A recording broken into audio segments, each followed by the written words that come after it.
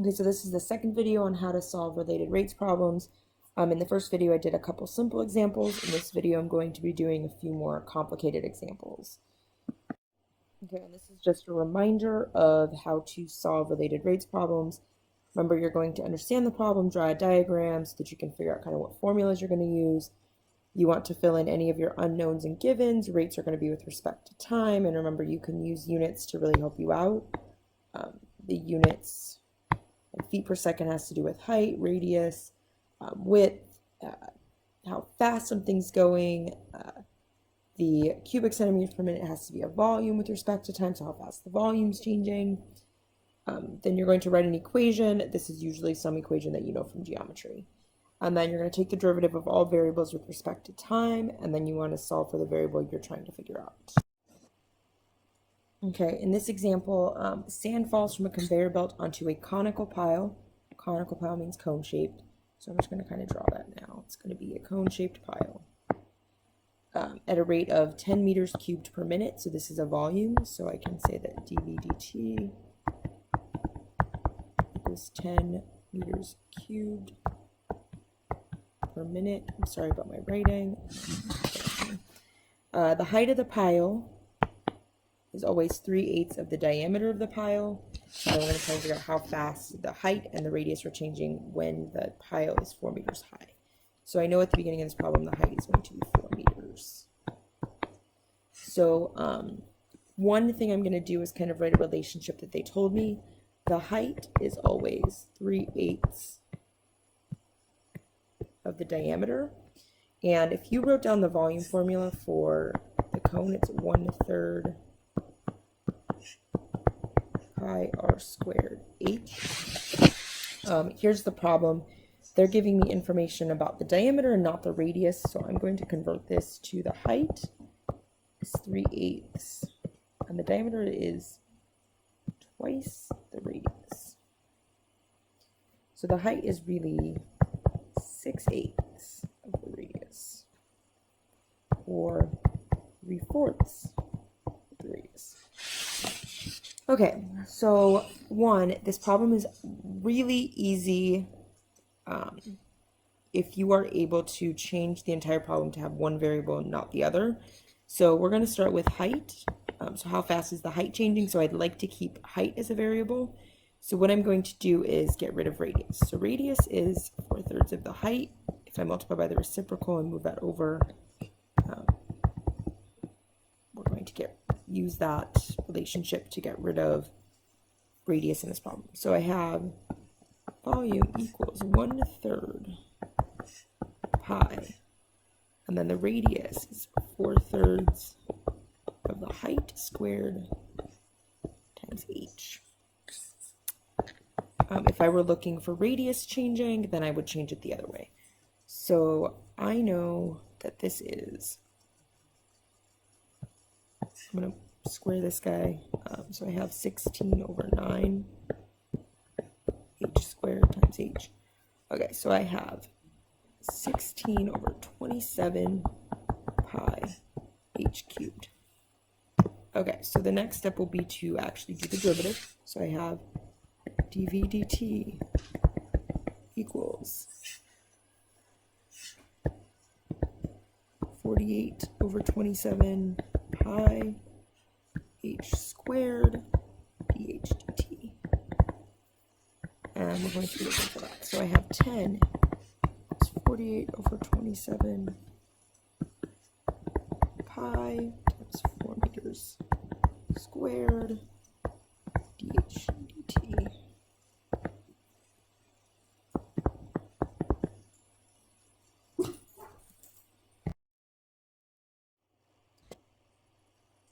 So this gives me 48/27 times 16 pi, and then dH dt. So I'm going to solve for that. Multiplying this together, I don't have a calculator sitting in front of me, but basically what I'm going to have is that dH dt equals 270 over whatever 48 times 16 is. Pi is down here as well. And then that is in meters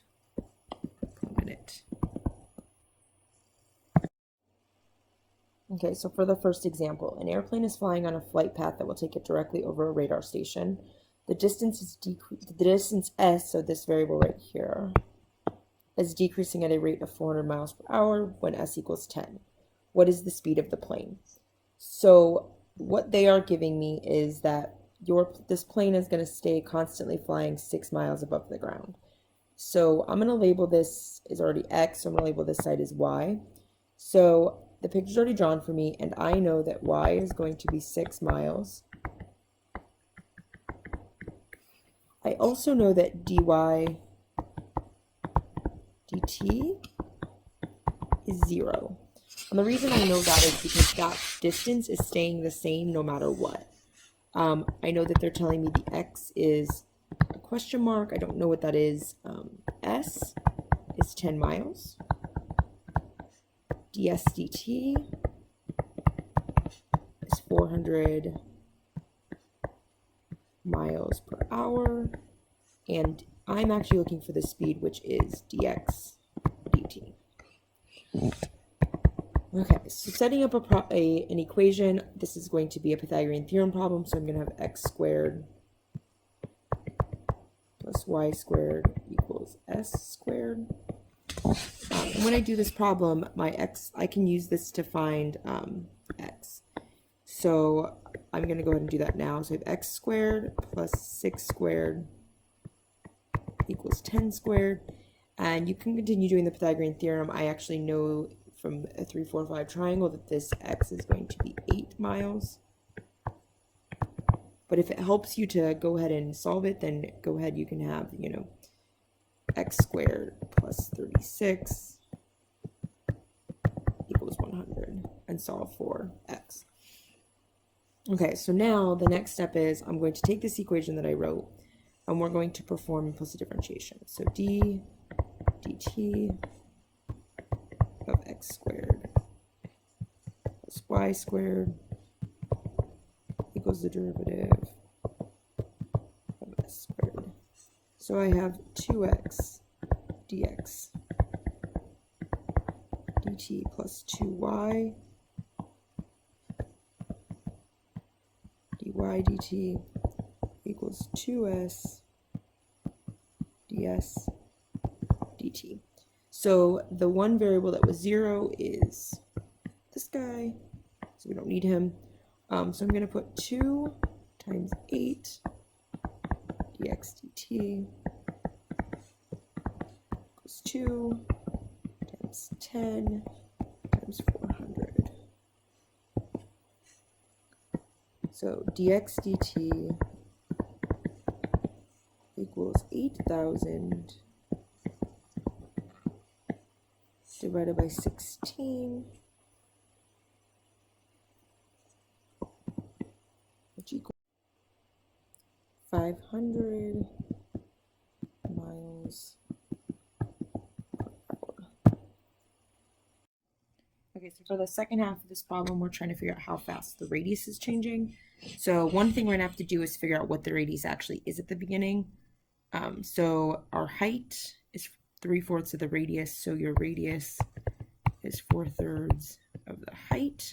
And when we plug the height in, we get 4/3 times 4, which is 16/3 of a meter. Okay, and so then we're also going to convert the problem so that radius is the only variable there. So we have volume equals 1/3 pi r squared, and our height is 3/4 of the radius. So we are going to end up with 1/4 pi r cubed, because these 3's right here cancel out. All right, and that's our volume. So when we do our derivative, we end up with dv dt equals 3/4 pi r squared dr dt. We're going to be solving for dr dt. So we have 10 equals 3/4 pi. Our radius is 16/3 squared dr dt. So we're going to solve for dr dt. I'm going to just kind of simplify a little bit here. So I have 10 equals 3/4 pi times 256 over 9 dr dt. I'm not going to really go through simplifying this too much other than to kind of put where the numbers go together. So I have dr dt, I can use a calculator to figure out the rest of this, is 360, that's 4 times 9 times 10 over 3 times 256 pi, all of that's in the denominator, and that's in feet per minute. I would type that in the calculator. Okay, so this is the last problem. A man 6 feet tall is standing near a lamppost which is 15 feet tall. He begins to walk away from the lamppost at a rate of 5 feet per second. First, we're going to find the rate at which the tip of his shadow is changing. So that's the piece right out here. And then we're going to find the rate at which the length of his shadow is changing. So that's this length right here. All right, so the first thing I'm going to do is kind of re-diagram this as this problem. So here's the lamppost. Here's the guy. The way that his shadow is being created is it's casting a light this way. So this side's 15, this side's 6. And if you're looking at this kind of right now, I'm thinking, oh, this kind of looks like something I did in geometry class. These are similar triangles. So when you have similar triangles, you can set up proportions for their sides. So the first thing I'm going to do is this whole length is we're going to call length L, and that kind of defines where the tip of his shadow is. This piece right here is, I'll say X, and this guy is Y. And the length of the shadow is kind of defined by y. Okay, so how fast he's walking is how fast this distance is changing. So dx dt is where the 5 feet per second is. And we're going to be starting to look for dl dt. So the first thing I'm going to do is set up a proportion for this. It's going to be 15 over L. So this side over this side down here, highlight it, over this piece down here, is equal to 6 over y.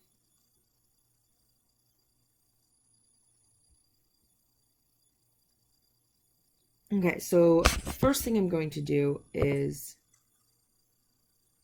I have to kind of relate how y is related to L and x because I don't actually know the value of y or the value of dy dt. So what I'm going to do is kind of think about how I could change y, this variable right here, in terms of L and x. And so actually y is really equal to whatever L minus x would be. So what I'm going to do is replace that. I have 15 over L, length of that whole thing, equals 6 over L minus x. So cross multiplying, even though I don't like that, I'm going to have 15L minus 15x equals 6L. All right, so now I can do my derivative. So I have the derivative of all of this with respect to time. This will actually allow me to find how fast the tip of the shadow is changing. So I have 15 dl dt minus 15 dx dt equals 6 dl dt. So I'm going to move this kind of around. I have this 6 is going to go to this side and the 15 is going to that side. So I have 9 dl dt equals 15 dx dt. So 9 dl dt, actually let me divide by 9 here, dl dt is 15 over 9 times dx dt, which was 5. So dl dt is 125 over 9 feet per second. So the length of the shadow is growing at 125 over 9 feet per second. Okay, so actually, I made a typo here. This is actually 75 over 9. Okay, so for this one, I already set up the proportion that we had on the previous slide. And this time, I can actually just use dl dt, which was 75 over 9, which could have been reduced, but I'm not going to worry about that. And I'm going to be solving this proportion. So I'm going to have 15y equals 6l. And I'm going to take the derivative, so I'm going to have 15 dy dt equals 6 dl dt. So solving for dy dt equals 6 over 15, and we're plugging in 75 over 9. So I can reduce this a little bit here. These both are divisible by 3, so this guy becomes 2 and that's a 3. And these are both divisible by 15, so that becomes 1, that becomes 5. So we end up with 10 third feet per second. So as that guy's walking away, his shadow at that point in time is changing at a rate of 10 thirds feet per second. It's getting longer. So that's the last related rates example. You guys are going to be practicing a lot of this in class, so go ahead and feel free to ask questions during class and just make sure you're understanding what's going on.